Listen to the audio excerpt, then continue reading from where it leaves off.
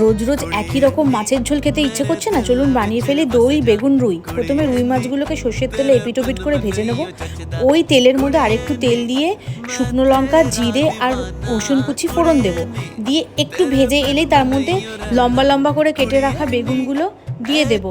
স্বাদ মতো লবণ দিয়ে একটু হালকা ভেজে এলে তার মধ্যে কিছু গুঁড়ো মশলা দিয়ে দেবো, ধনে গুঁড়ো জিরে গুঁড়ো হলুদ গুঁড়ো লঙ্কার গুঁড়ো দুটো কাঁচা লঙ্কা চেরা দিয়ে হালকা করে ভেজে এলেই এর মধ্যে একটু ফ্যাটানো টক দই দিয়ে দেবো। ফ্যাটানো টক দইটা দিয়ে ভালো করে কষাতে থাকবো।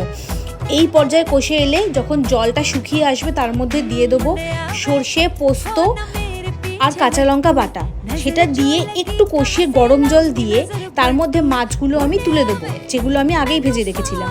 সেই মাছগুলো দিয়ে একটু ঢেকে 5 মিনিট কুক করলেই রেডি আমাদের দই বেগুন রুই। কি সুস্বাদুই না হয়েছিল, কি বলবো তোমাদের। যাই হোক, আজ আসি, তবে দেখা হচ্ছে কাল।